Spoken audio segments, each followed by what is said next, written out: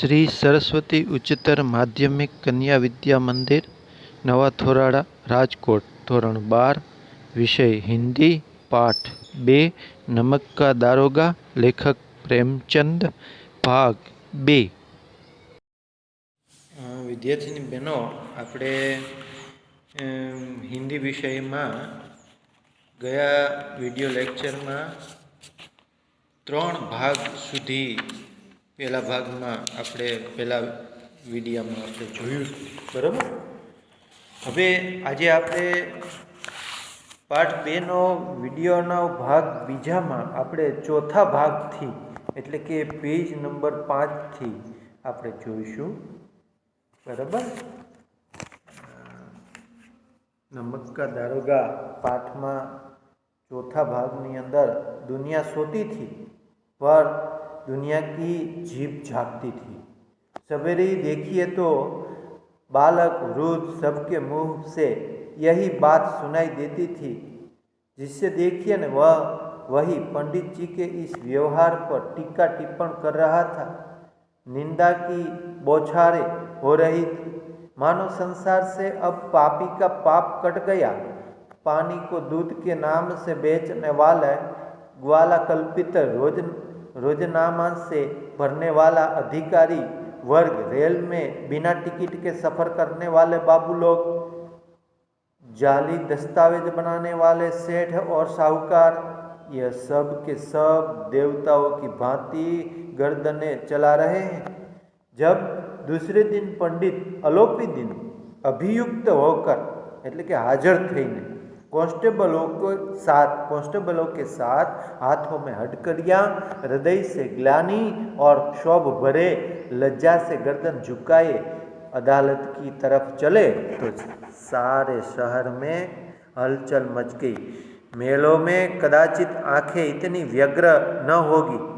मेलो એટલે મેળાની અંદર આપણે અલગ અલગ વસ્તુઓ જોતા હોય ને તો આપણે આંખોને ચારે બાજુ ફેરવતા હોય, પરંતુ અત્યારે તો લોકો છે એ આ પંડિતજીને જ જુએ છે, કારણ કે પંડિતજીનું ખૂબ માન હતું અને જે લોકો પાણીને દૂધ તરીકે વેચતા હતા એ બધા આમાંથી ઘણું બધું શીખાય। એમાં કોણ કોણ હતા તો કે જાલી એટલે ખોટો દસ્તાવેજ કરીને જમીન વેચતા હોય, મકાન વેચતા હોય, શાહુકારો એટલે કે વ્યાજ વટાનો ધંધો કરતા હોય, પછી રેલવેમાં ટિકિટ વગરના મુસાફરો વગેરે બધા જ છે એ અલોપીદીનને જોઈને ખરેખર એ શર્મથી એનું મસ્તક છે એ ઝૂકી જાય છે। हलचल मच गई बराबर। व्यग्र होगा, व्यग्र એટલે दुखी, भीड़ के मारे छत और दीवार में कहीं भेद न रहे बराबर। बधा लोग गमे त्या ऊभीने आ पंडितजी ने जोता था। घणी वखत तो जग्या न मळे तो दीवाल ऊपर चढ़ीने पण आ पंडितजी ने जोता था। किंतु अदालत में पहुंचने की देर थी। पंडित जी अलोपीदीन इस अगाध वन के सिंह थे, એટલે કે संसार रूपी वनना ए सिंह था। अधिकारी वर्ग उसके भक्त, अमले उनकी सेवक, वकील मुख्तार उनके आज्ञापालक और अर्दली चपरासी तथा चौकीदार तो उनके बिना मोल के गुलाम थे। उन्होंने देखते ही लोग चारों तरफ से दौड़े। सभी लोग विस्मित हो रहे थे, इसलिए नहीं कि अलोपीदीन ने क्यों यह कर्म किया, बल्कि इसीलिए कि वह कानून के पंजे में कैसे आए।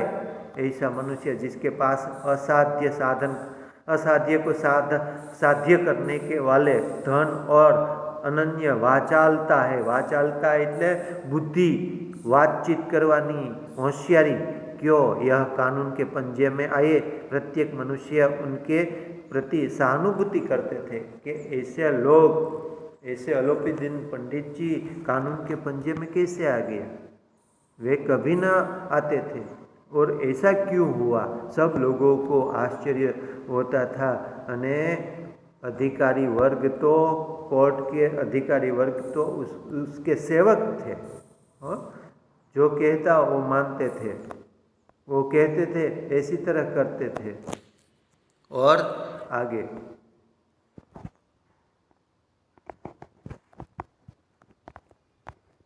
आगे देखें तो प्रकट होता था। बड़ी तत्परता से इस आक्रमण को रोकने के निमित्त वकीलों की एक सेना तैयार की गई। હવે આ કેસને ઉડાડવા માટે થઈને લડવા માટે થઈને એક વકીલોની આખી ફौज છે એને તૈયાર કરે છે। न्याय के मैदान में धर्म और धन में युद्ध ठन गया। वंशीधर चुपचाप खड़े थे। किसने पकड़ाया? तो के वंशीधर ने पकड़ाया अलोपीदीन को। वो चुपचाप खड़े थे। उनके पास सत्य के सिवा न कोई बल था, न स्पष्ट भाषण के अतिरिक्त कोई शास्त्र भी नहीं थे। गवाह थे किंतु लोभ से डावाडोल। गवाह था परंतु गवाह केवा हता? तो के तो लोभी हता। बराबर, पैसाना चक्कરમાં આવી જાય અને પોતાની ગવાહ છે એ बदली पण जाए। यहाँ तक कि मुंशी जी को न्याय भी अपनी ओर से कुछ खींचा हुआ दिख पड़ता था। वह न्याय का दरबार था परंतु उसके कर्मचारी पर पक्षपात का नशा छा हुआ था। किंतु पक्षपात और न्याय का क्या मेल?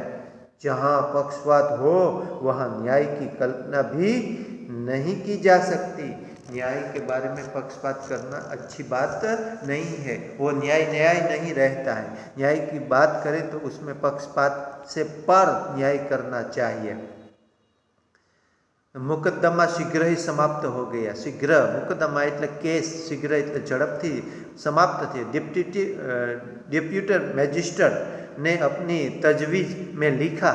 तजवीज एटले के जे कई सबूतो हता एनी तपास करी अने एमां लख्युं पंडित अलोपीदीन के विरुद्ध दिए गए प्रमाण निर्मूल और भ्रामात्मक है। एटले के निर्मूल कोईपण जातनो एना सबूतो मळता नथी अने भ्रामक एटले के खोटुं छे। वह एक बड़े भारी आदमी है, एटले के मोटा माणस छे। यह बात कल्पना से बाहर है कि उन्होंने थोड़े लाभ के लिए ऐसा दुस्साहस किया था। दुस्साहस एटले खराब साहस कर्युं हतुं। यद्यपि तो नमक के दारोगा मुंशी वंशीधर का अधिक दोष नहीं है, लेकिन यह बड़े खेद की बात है। खेद એટલે दुख की बात है कि उनकी उड्डनता और विचारहीनता। उड्डनता એટલે जे कोईનું माने नहीं, बराबर। विचारहीनता એટલે કે विचारा वगरનું के कारण एक भले मानुष એટલે કે सारा माणस को कष्ट झेलना पड़ा। बराबर। हम प्रसन्न है कि वह अपने काम में सजग और सचेत रहता है, किंतु नमक के महकम की बढ़ी हुई नमक हलाली ने उसके विवेक और बुद्धि को भ्रष्ट कर दिया है। भविष्य में उसे होशियार रहना चाहिए। वकीलों ने यह फैसला सुना और उछल पड़े, खूब खुश थया। पंडित अलोपीदीन मुस्कुराते हुए बाहर निकले। स्वजन बांधवों ने रुपये की लूट की। उदारता का सागर उमड़ पड़ा। उसके लहरों ने अदालत की नींव तक हिला दी। जब वंशीधर बाहर निकले तो चारों ओर से उनके ऊपर व्यंग्य बाणों की वर्षा होने लगी। એટલે કે વ્યંગ્ય બાણ એટલે કે એના ઉપર બધા લોકો છે એ કટાક્ષ કરે છે। कटाक्ष ने वर्षा थवा लगी। चपरासी ने झुक कर सलाम किए, किंतु इस समय एक एक कटु वाक्य, एक एक संकेत उनकी गर्वाग्नि को प्रज्वलित कर रहा है। गर्वाग्नि એટલે કે गर्वरूपी अग्नि को વધારે ને વધારે प्रज्वलित એટલે કે સળગાવી રહ્યો છે। कदाचित इस मुकदमे में सफल होकर वह इस तरह अकड़ते हुए न चलते। अकड़ते એટલે टाइट चालू हुए। आज उन्हें संसार का एक खेदजनक विचित्र अनुभव हुआ। न्याय और विद्वत्ता, लंबी चौड़ी उपाधियाँ, बड़ी बड़ी दाढ़ियाँ और ढीले चोंगे एक भी सच्चे आदर के पात्र नहीं है। यहाँ पर जो न्याय देने वाला न्यायाधीश है एक भी आदर्श पात्र नहीं है। सब के सब चोर लोग हैं। वंशीधर ने धन से वैर मोल लिया था। उनका मूल्य चुकाना अनिवार्य था। कठिनता से एक सप्ताह बीता होगा कि मोहतली का परवाना आ पहुंचा।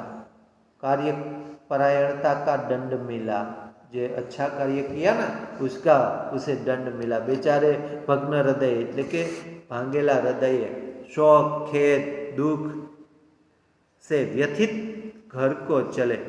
અને ત્યાંથી એ નીકળી गया અને घर तरफ चले छे। बूढ़े मुंशी जी तो पहले ही कुड़बुड़ा रहे थे कि चलते चलते इस लड़के को समझाया लेकिन इसने एक न सुनी, बस मनमानी करता है। हम तो कलवार कसाई के तकादे सहे बुढ़ापे में भगत बनकर बैठे और वहाँ बस वही सुखी तनख्वाह हमने भी तो नौकरी की है और कोई ओहदेदार नहीं थे लेकिन काम किया। अमने कोई देवावाळुं नहोतुं, वधाराना पैसा पण कोई आपतुं नहीं, रिश्वत पण आपतुं नहीं, तो पण अमे शुं कर्युं? काम कर्युं छे। हाँ, मुहतली એટલે जांच के लिए पद से हटाया जाने वाला, परवाना એટલે आज्ञा पत्र, कार्यपरायणता એટલે कर्तव्य के प्रति आसक्त जेने कही शकाय एवं, कुड़बुडाना એટલે मन में कूढ़ना, अकारथ એટલે व्यर्थ, दुर्व्यवस्था એટલે बुरी दुर्अवस्था એટલે बुरी हालत, बराबर। पछी पश्चिम दिशा में, बराबर। दंडवत એટલે जमीन पर लेट कर हवे आगळ वधिया, बराबर। हाँ, बहुत देर तक पछताता कर हाथ मलते रहे। क्रोध में कुछ कठोर बातें भी कही और यदि वंशीधर वहाँ से टल न जाते तो अवश्य ही वह क्रोध विकट रूप धारण कर लेता। वृद्ध माता को भी दुख हुआ।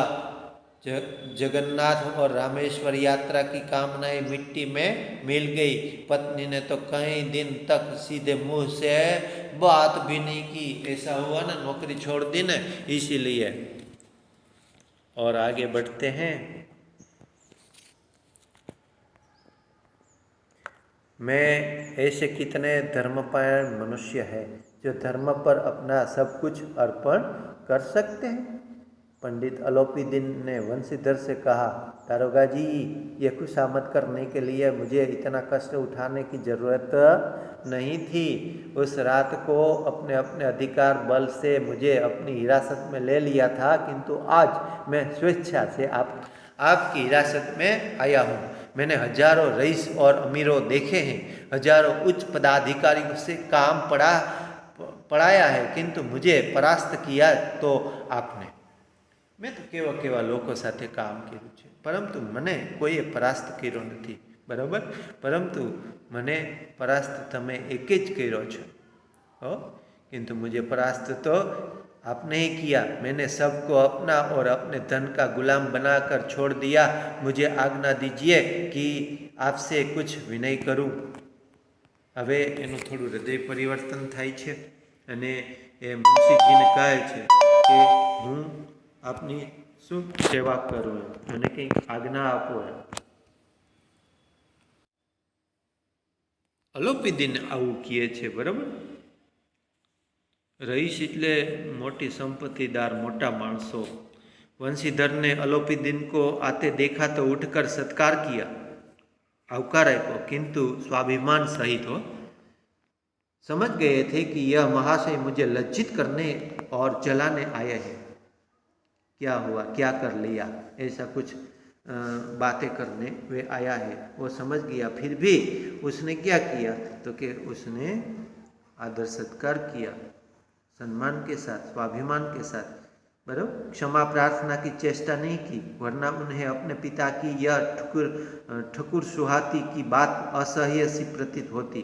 पर पंडित जी की बातें सुनी तो मन की मैल मिट गई। पंडित जी की ओर उड़ती हुई दृष्टि से देखा, सद्भाव झलक रहा था। गर्व ने अब लज्जा के सामने सिर झुका दिया। शर्माते हुए बोले, यह आपकी उदारता है जो ऐसे कहते हैं। मुझसे जो कुछ अविनय हुआ है उसे क्षमा कीजिए। मैं धर्म की बेड़ी में जकड़ा हुआ था, नहीं तो मैं आपका दास हूँ। जो आज्ञा होगी वह मेरे सिर माथे पर। अलोपीदीन ने विनीत एटले के विनंतीना भाव से कहा, नदी के तट पर आपने मेरी प्रार्थना नहीं स्वीकार की थी। एटले के ज्यारे मीठू भरवा आव्या हता ने त्यारे एने प्रार्थना करी, आजीजी करी, विनंती करी, परंतु ये स्वीकार न कर्यो, किंतु आज स्वीकार करनी पड़ेगी। वंशीधर बोले, मैं किस योग्य हूँ किंतु जो कुछ सेवा मुझसे हो सकती उसमें त्रुटि न होगी।